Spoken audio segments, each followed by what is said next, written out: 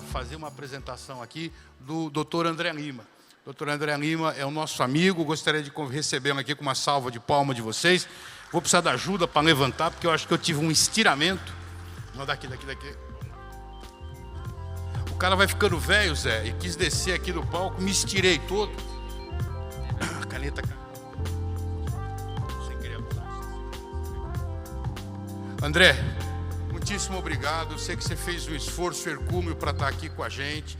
Eu sei que você teve que dirigir uma quantidade imensa de quilômetros, mas estou vendo que você veio em boa companhia. Sim, então, estou achando que não foi um esforço assim tão grande. Alô. O palco é seu. Se desculpa a gente começar um pouquinho atrasado, mas faz seu tempo na boa.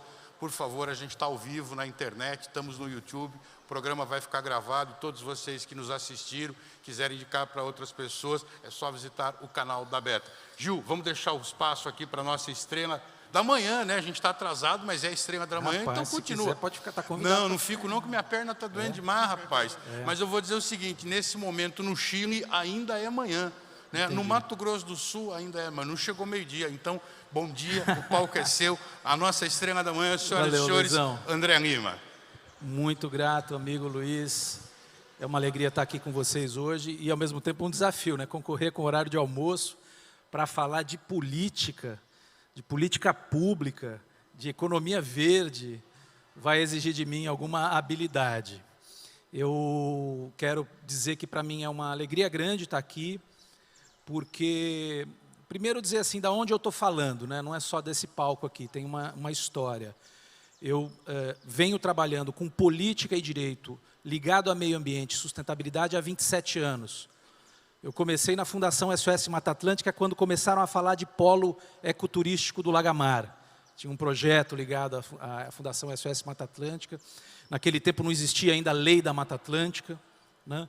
Então passei por 10 anos no Instituto Socioambiental, que vem trabalhando muito a questão do turismo também nessas áreas remotas, terras indígenas, territórios quilombolas, né? Regiões como o Xingu, regiões como o Rio Negro, o Alto Rio Negro, né? E o grande desafio que a gente tem hoje é de realmente superar esse momento em que a gente está falando de desmatamento zero. Isso está superado. Desmatamento zero já deveria ser há 10, 15, 20 anos atrás. Nós temos que falar agora de economia regenerativa.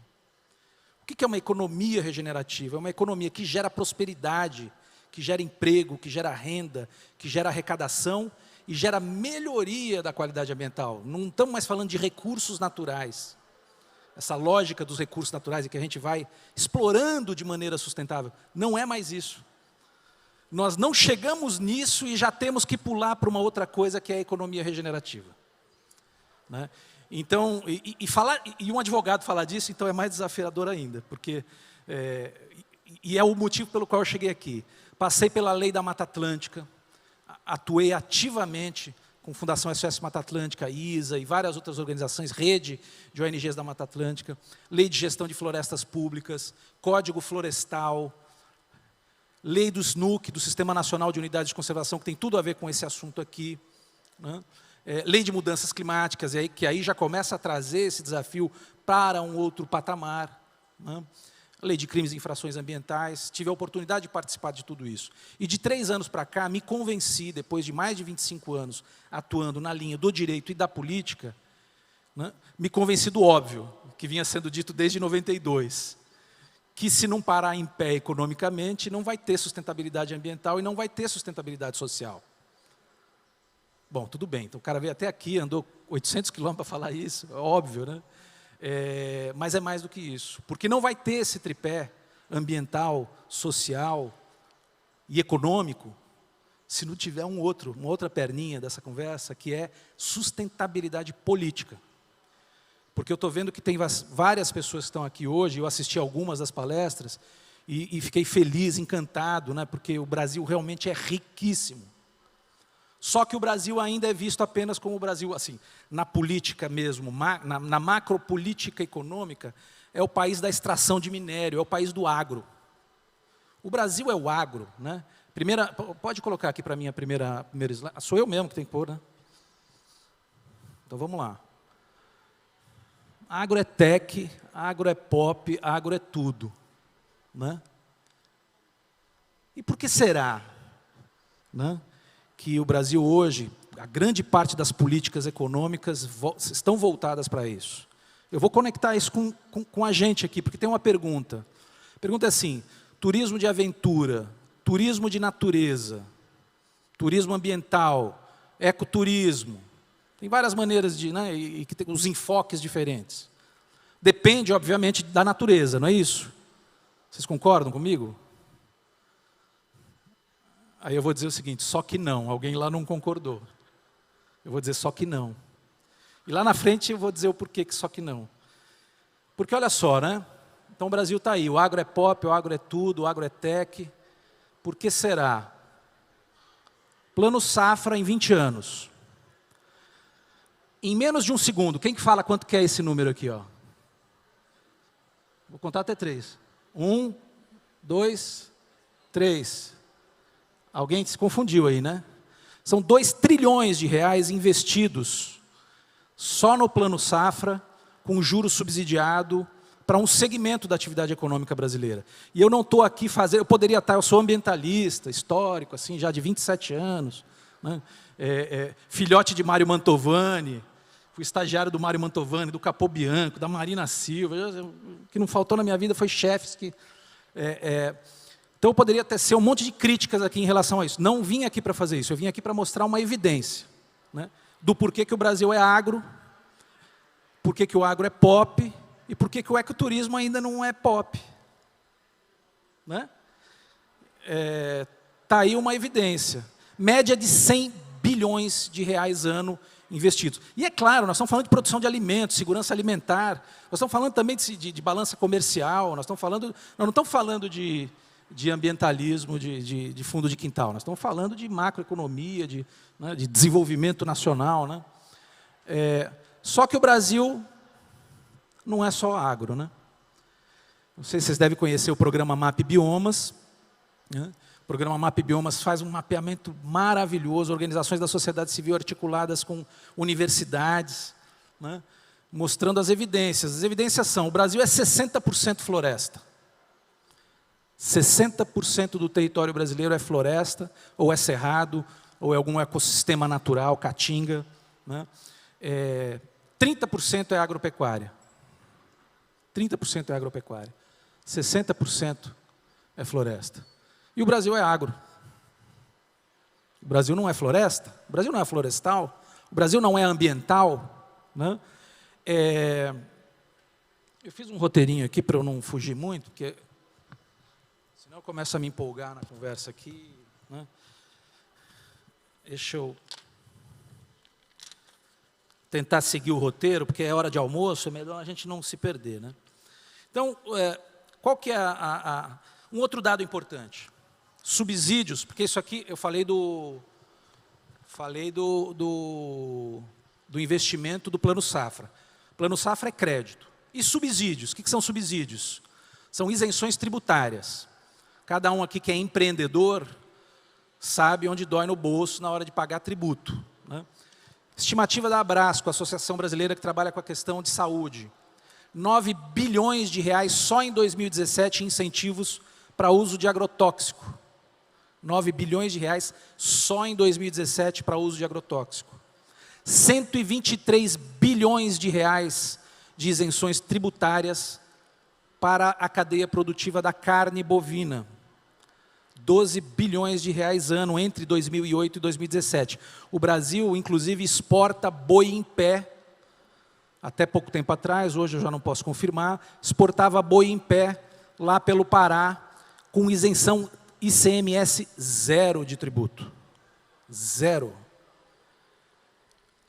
Falei do Plano Safra, subsídios da energia para o setor rural. Eu não estou dizendo que isso não é importante, tá? Eu só estou constatando, mais uma vez, dizendo para vocês que eu estou constatando uma política importante para um segmento importante que tornou o agro pop, tech e tudo. Né? Subsídio de energia entre 2013 e 2017 foi de quase 15 bilhões de reais. Né? E eu fui fazer uma pesquisa rápida aí para ver o quanto que o governo está abrindo de crédito para o setor de turismo. 5 bilhões. em 2020. Não dá 2% do valor total de um plano safra, sendo que o Brasil é agro, mas o Brasil tem 60% de natureza, 60% de florestas, 13% em parques e unidades de conservação, outros 14% em territórios indígenas, outros 25% a 30% em propriedades privadas, com vegetação nativa. Essa região aqui, por exemplo, tem muita propriedade privada com vegetação nativa protegida e que poderia também estar recebendo algum tipo de incentivo, sobretudo econômico, para a produção, porque a gente fala muito em pagamento por serviços ambientais, vocês já devem ter ouvido falar isso. Mas haja dinheiro para pagar todo mundo que tem na sua fazenda um tanto de hectares de floresta. Não vai ser por aí que nós vamos segurar essa natureza, que é base para toda uma atividade econômica, como a gente falou no começo da minha fala. Eu estou tentando acompanhar o tempo aqui. E o que a gente está fazendo enquanto isso? Está aqui, vocês devem ter ouvido aí nas últimas semanas, as taxas de desmatamento na Amazônia.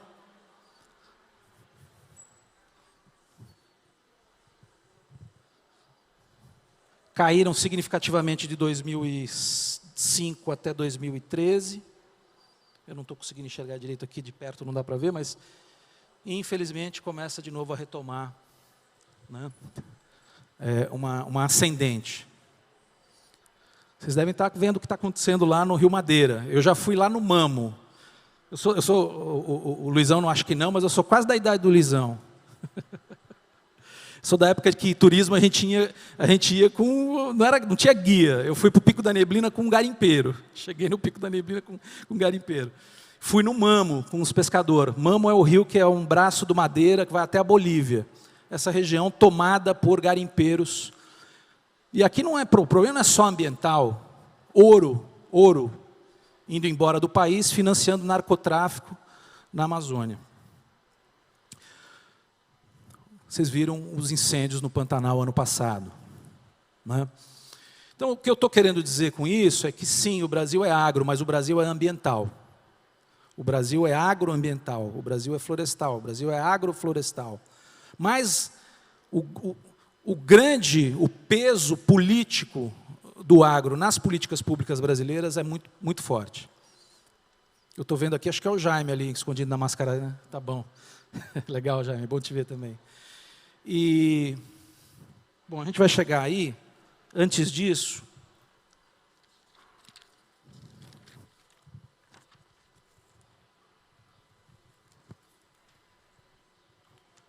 e aí vem essa pergunta: por que o turismo, o ecoturismo, o turismo de natureza, num Brasil, como diz o hino, gigante pela própria natureza, por que ele ainda não é tão pop?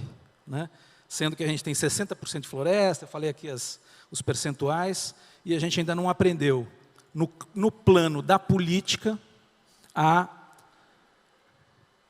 converter realmente esse grande diferencial que a gente tem na realidade como um diferencial para a nossa economia. E aí o que está faltando? Está faltando a gente, eu digo assim, todos aqueles que de alguma maneira se ocupam, se preocupam e investem muito para fazer com que o turismo ambiental, o turismo ecológico, o ecoturismo, o turismo de natureza, ele ocupe o espaço que ele realmente tem e merece num país como esse, que tem 60% dos seus ecossistemas ainda de alguma maneira preservados, mais ameaçados, é porque falta um pilar, que é isso que eu estou querendo trazer aqui para vocês. É o pilar político. E eu não vim aqui fazer campanha, eu não sou candidato a nada, mas ano que vem é ano de eleição, 2022. E o que nós, do segmento, vamos propor como plataforma de política pública para todos os candidatos nos diferentes níveis, desde o presidente da República aos governadores, porque tudo isso que está sendo feito aqui, que foram apresentado pelos estados aqui, é muito bom, mas depende de dinheiro, depende de estrutura de governo, depende de prioridade. Eu fui secretário de Estado do Meio Ambiente do Distrito Federal entre 2015 e 2018. Eu entendi o que quer dizer vontade política. A gente fala assim, não, está faltando vontade política. Não se faz, e vocês aqui que trabalham no governo sabem disso, não se faz nada dentro do governo se não tiver muita vontade política. Faz as coisas superficialmente, a gente lambe a carne e tal, mas assim, fazer a transformação, fazer uma política pública chegar no chão e transformar a realidade, tem que querer muito. E do governador até o último escalão de Estado. E como é que faz isso? Isso se faz no período eleitoral. Como é que essa agenda nossa aqui, ela entra, né, ela ultrapassa, né, ela fura a barreira, ela fura a bolha, né, e a gente começa a trabalhar politicamente como um segmento reconhecido pelo seu grande potencial. E aí entra, vocês vão ter hoje à tarde várias palestras, né, sobre a questão dos parques nacionais, as visitações. Só de parque nacional, não estou falando nem de estadual, né, esse número já é mais do que isso, né, mais de 14 milhões de visitas por ano. Né, o que isso gera de renda para os municípios? O que isso gera de emprego, de oportunidades de trabalho? Né? Eu não vou aprofundar, porque vocês vão ter várias conversas sobre isso hoje à tarde, né? Mas só para destacar essa oportunidade. Só que é isso, o contexto é desafiador. É a economia do passado ditando as regras da economia do futuro. Não adianta a gente achar que nós vamos botar uma roupinha nova naquele Congresso Nacional e tudo vai ser diferente. Ou nas Assembleias Legislativas, ou nas Câmaras de Vereadores. A gente tem que mudar o quadro, né? A gente tem que trazer gente que pensa, que faz, que quer trabalhar por essa nova economia, como disse o Luizão. Porque assim, nova economia, mais ou menos, né? Vocês, tem gente aqui que está fazendo isso há 30 anos. Né? Faz tempo. Né? Mas vem vindo uma onda. Essa onda agora em Glasgow, quem acompanhou a COP, nunca antes na história desse país se ouviu tanto falar em mudanças climáticas, em carbono neutro, em economia de baixas emissões de carbono. Eu nunca vi, eu trabalho com isso desde 92. Eu nunca vi tanto a mídia de massa, a grande mídia, falar desse assunto. Eu ligava a rádio para ir levar a filha na escola, era a CBN falando, entrevistando gente sobre economia verde, sobre carbono, sobre redução de emissões. Voltava, pegava minha filha na escola, meio-dia, era de novo, era uma outra entrevista. Capa de jornal, o tempo todo falando desse assunto. E isso está acontecendo não é porque é só uma coisa superficial, não é uma onda que veio para ficar. Né? Então, e como é que a gente faz? Né? A velha economia vai continuar ditando as regras da nova economia? Né? Eu fiz um estudo em 2013 sobre política tributária. 99% dos incentivos tributários são para essa velha economia. Que tem que continuar. O ser velho não quer dizer que ela tem que deixar de existir. Tem que ter mineração, tem que ter agronegócio, tem que ter produção de alimento, só não tem que ter especulação de terra e grilagem, né? Que essa é uma economia antiga e que continua toda na Amazônia, por exemplo. Mas construção civil, indústria de base, né? Petróleo está perdendo espaço cada vez mais. E vem surgindo uma nova onda, China, Estados Unidos, até a China, que há bem pouco tempo atrás estava bem resistente em relação a isso.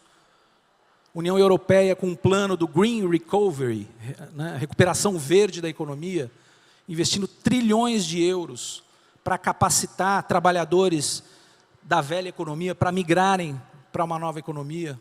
Né? Então, eu fiz um trabalho no começo desse ano e pretendo fazer no final do ano que vem, fazendo um raio-x do desempenho do Congresso Nacional em relação a pautas de clima e meio ambiente. Nós desenvolvemos vários estudos, analisamos 2.000 proposições legislativas para ver o que tinha a ver com o meio ambiente, positivo, negativo. Né? Estudamos as redes sociais. Hoje em dia, com inteligência artificial, você fica sabendo o que cada parlamentar está falando, manhã, tarde e noite, em todas as redes sociais, e por palavras-chave, hashtag, você consegue examinar qual é o rumo do pensamento desses parlamentares. Fizemos pesquisa de opinião, entrevistando 160 parlamentares sobre a agenda de clima, meio ambiente, economia verde, reforma tributária sustentável. Né? E o que a gente tem, né, hoje? Nós temos hoje o que eu já acho que é um recorde. Não estou reclamando, não. Acho que é muito bom. Nós temos uma base hoje, que eu estou chamando aqui de Frente Parlamentar Ambientalista, De 130 deputados, 25% da Câmara dos Deputados. Isso é um recorde. A gente brincava na época do Fábio Feldman, alguns de vocês devem conhecê-lo, né? Foi secretário de Meio Ambiente de São Paulo, foi o cara que botou o meio ambiente na Constituição Federal. Ele dizia assim, a gente pegava os ambientalistas, não enchia uma Kombi.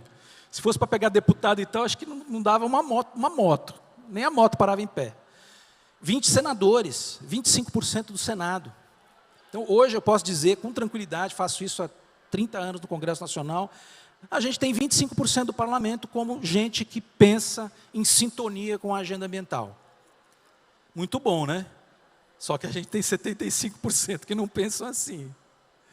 75%, vamos lá, a Frente Parlamentar Agropecuária.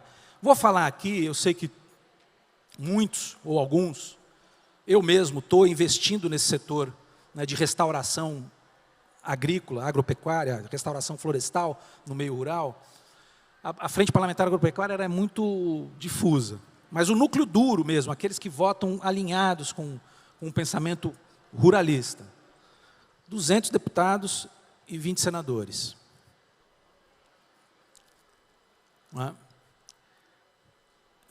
E tem um meio de campo que a gente precisa conquistar. Quem que é esse meio de campo? Mais ou menos uns 180 deputados, mais ou menos ali uns 40 senadores. Por que eu estou dizendo isso?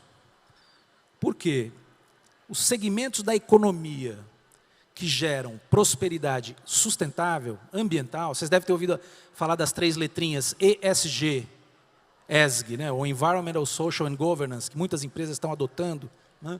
São as empresas que estão olhando para a agenda da economia verde, sustentável, de baixas emissões. Tem uma grande missão, realmente incidir sobre as decisões políticas e sair do biombo da velha economia. Porque muita gente está por trás de CNA e CNI, Confederação Nacional de Indústria, Confederação Nacional da Agricultura.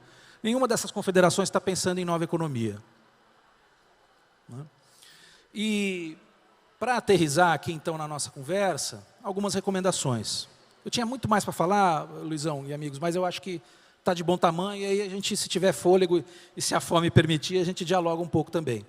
Mas aqui, primeira coisa que eu acho muito importante, tenho falado disso, né, participei de 2 ou 3 encontros com a direção da ABETA, é mapear, que certamente tem muitos estudos, né, mas também desenvolver estudos sobre oportunidades de incentivos tributários, creditícios e regulatórios para o setor.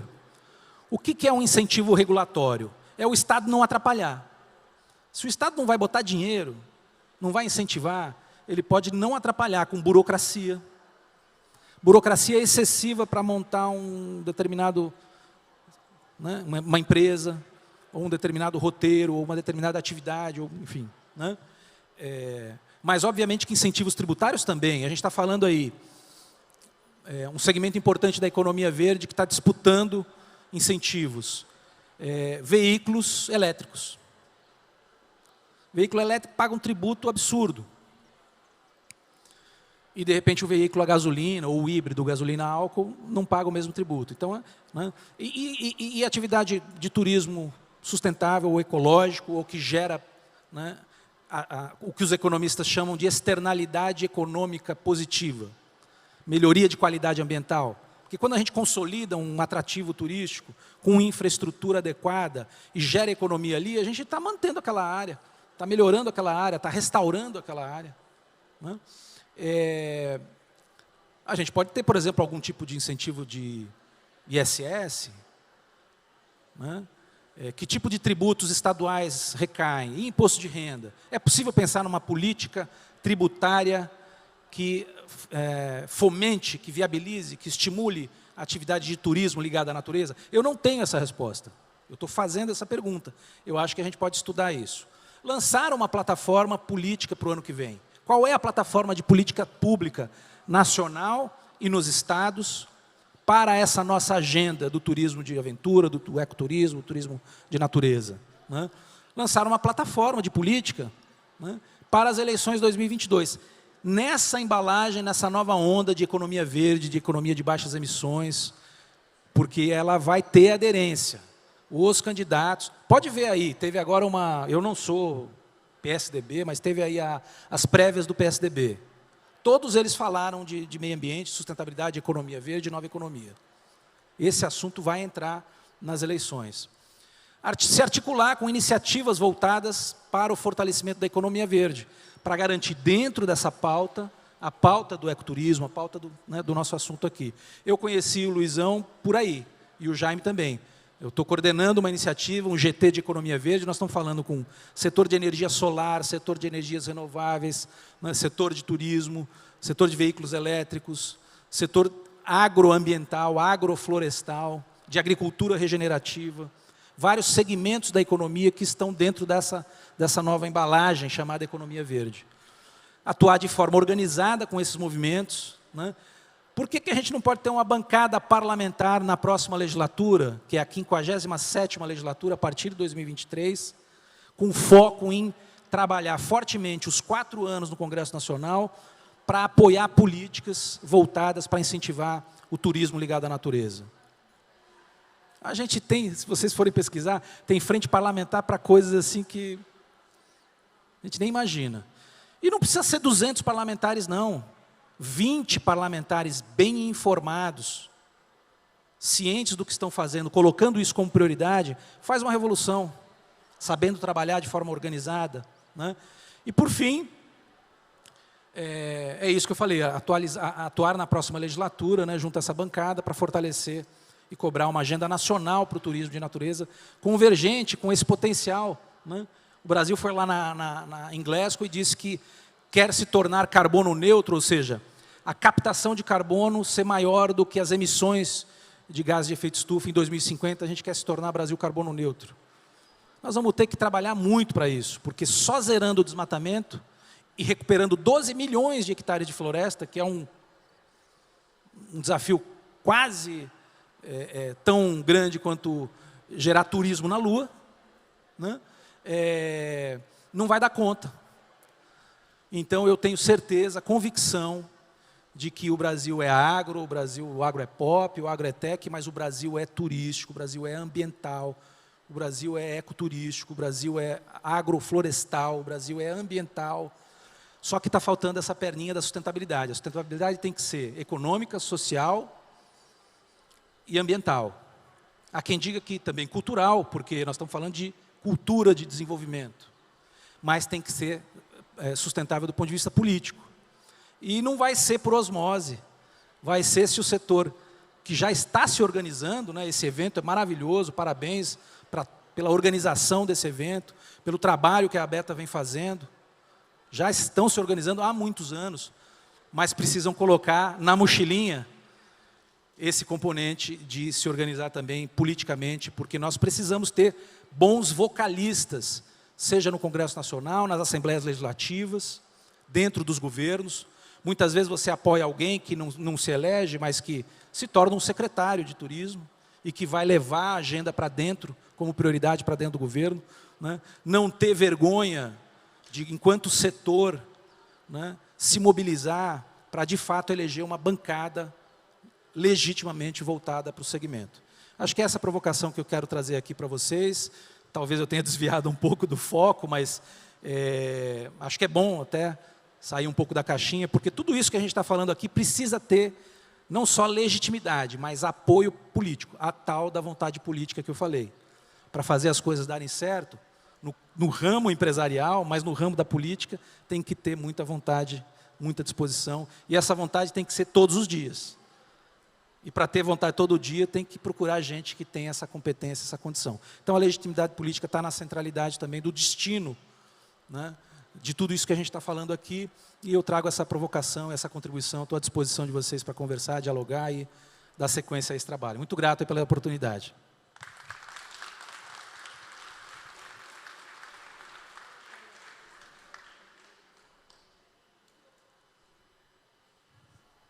André, muito obrigado. Eu vou ficar aqui embaixo, porque eu tive um estiramento na perna aqui, coisa de velho, né, Zé? Vai ficando velho, vai dando estiramento. Mas agradecer muito a sua fala. O Zé Fernandes vinha dizendo agora, Zé, que essa palestra é a palestra que todo mundo tinha que ver, né? Mas eu queria dizer, Zé, que essa palestra, como diz o nosso presidente, como diz o presidente Banjo, A palestra do André está eternizada nas ondas binárias da internet. A gente foi ao vivo, está gravado, vai ficar no site da Beta. E as suas recomendações, a gente, na verdade, está pagando uma grana preta para você estar aqui, né? Então, para vir dizer exatamente, brincadeira, Gil, o André está vindo aqui de voluntário, fazendo um esforço grande, inclusive. André, muito obrigado. Luizão, deixa até, antes de você concluir, dizer assim, bom, o Luizão me convidou para vir para cá, tal, falou, não, a gente paga a passagem, paga umas garrafas de água e tal. Eu falei, cara, não, vamos fazer o seguinte, paga uma gasolina que eu quero ir de carro, porque assim, eu me lembro qual era o poeta que falou isso, quem viaja de avião não viaja, chega. Isso eu fiz questão de vir de carro para vir chegando, vendo, sentindo. Conheço um pouco de Santa Catarina, muito pouco. Realmente um lugar muito legal, muito bonito. Assim, essa chegada você vai vendo as diferenças, né, da cultura, como é que ela lida com o meio ambiente. E trouxe a minha personal astróloga, taróloga, consteladora familiar, que me ajuda a chegar nessa palestra aqui. E também já foi guia de ecoturismo. Levanta aí, Mari. Aqui, Mariana, obrigado. Que eu sei que já veio motorando, né? A gente gosta, as mulheres são poderosas aqui, a gente sabe também que eu sei que veio a guida, né? Veio conduzindo essa história toda. A gente brinca, mas ela é a Mariana Valente.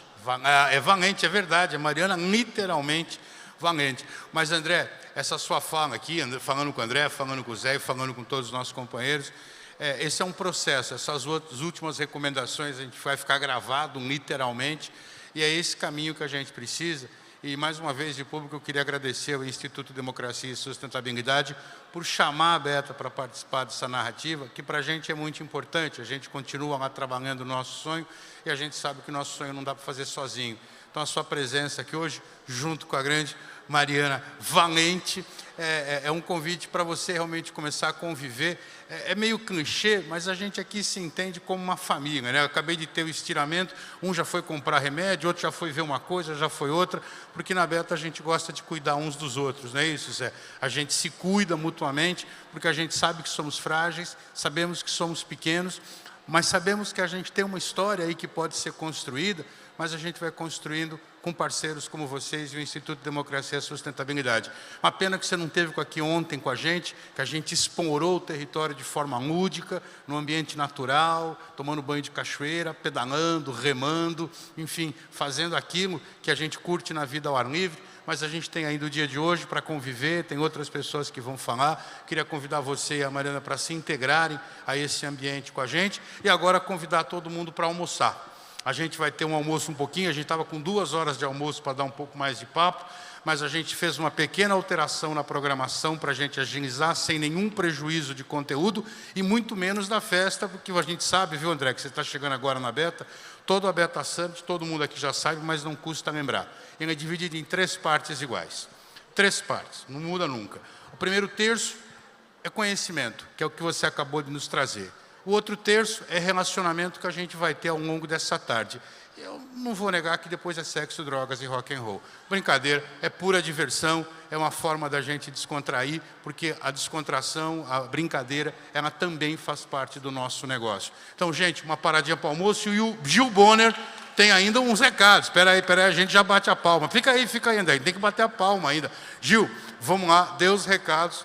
E aí a gente, tem que seguir o protocolo. Os recados são curtos. Realmente, até porque o povo está com fome. Com certeza, é só liberar mesmo todo mundo para o almoço, já está liberado. E vamos retomar aqui às 14 horas, pontualmente, para a gente acertar nosso reloginho aí do Summit. Bom almoço para todo mundo, gente.